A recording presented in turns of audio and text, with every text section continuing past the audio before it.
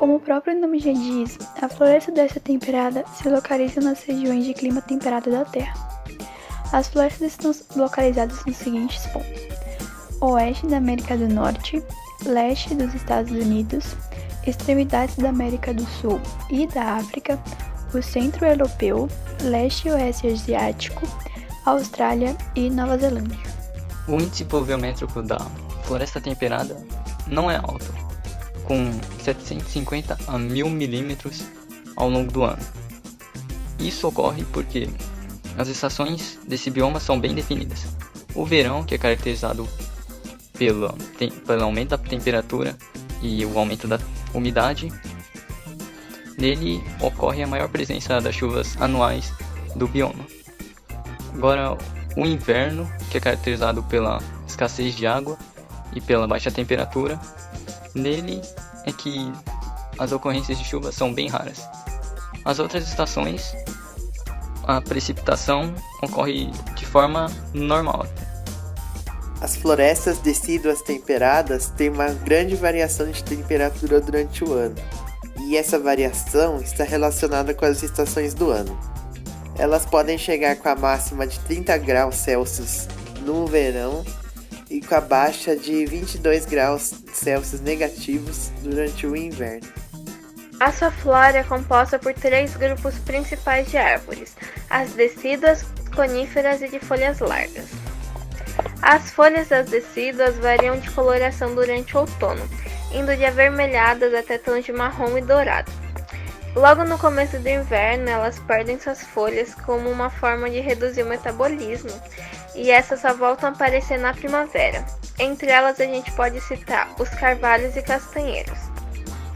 As coníferas são um grupo de árvores e arbustos que as sementes se desenvolvem em forma de cone, por isso esse nome conífera.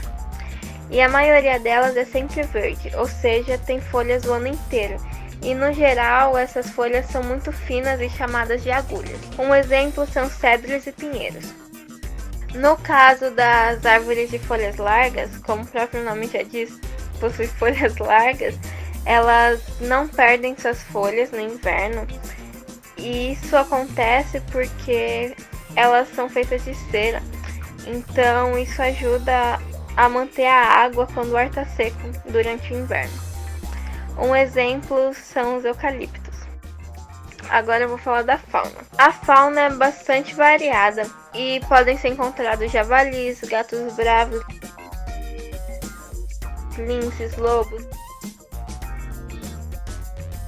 raposas, aves de grande porte, ursos, esquilos e veados.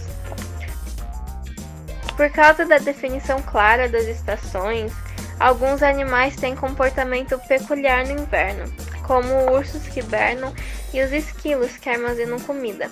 Devido à particularidade das regiões, a ocorrência de animais varia de floresta para floresta. No outono, as folhas adquirem aquela coloração amarelada e alaranjada e começam a cair, formando um verdadeiro tapete de matéria orgânica por toda a floresta. E, consequentemente, essas folhas entram em decomposição e acabam enriquecendo o solo. E por esse motivo, o solo da floresta dessa temperada é muito mais rico em nutrientes do que o da floresta tropical, por exemplo. Sem dúvida, o fator determinante para a floresta temperada decídua é a temperatura, já que no inverno as folhas caem para poupar energia, e isso é o principal fator ali da floresta decídua, né? Que decídua significa folhas que caem. Oi, eu sou a Esther e hoje eu vou falar um pouco sobre as ações humanas ou antropológicas na floresta decídua temperada. Como já sabemos, esse tipo de floresta é encontrado em climas temperados, né, do mundo aí. Então, assim, basicamente são três principais atividades ou ações humanas sobre esse tipo de floresta, e não só sobre a floresta temperada, mas também praticamente essas 3 ações humanas estão degradando todas as florestas do mundo, né? E aí estamos falando da exploração da madeira, posteriormente da pecuária, também da agricultura.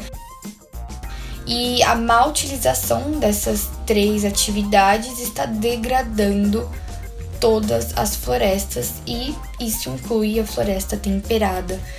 Mas aí, então, até tem uma curiosidade que na China, há muito tempo atrás, havia florestas temperadas, né?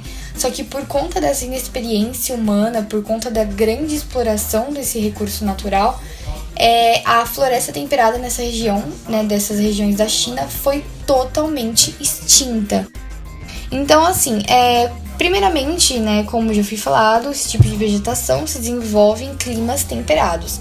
E aí, por exemplo, o Golfo do México, né, ali no México, na região central ali do México,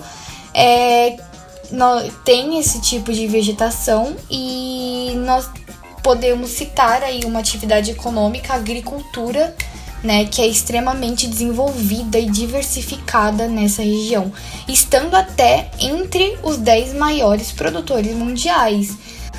E além da agricultura também, nós observamos a exploração da madeira. E adivinha que tipo de madeira, que tipo de árvore é explorado? O pinho e o cedro. E essas duas árvores, inclusive, a coincidência, elas são típicas da floresta temperada, ou seja, está se esgotando esses recursos da floresta temperada por conta dessa ação humana. Então aí já observamos duas ações humanas, né? A exploração de madeira e a agricultura. Fora que também, por exemplo, né, nessa região, a pecuária também é muito elevada. Aliás, a carne que é produzida, né, é exportada para os Estados Unidos ali, né? E, bom, esses são então os exemplos de ações humanas sobre a floresta temperada. Bom, galera, agora vamos falar um pouco sobre crescimento populacional. Devido à atividade antropológica, a flora vem diminuindo e, consequentemente, a fauna também.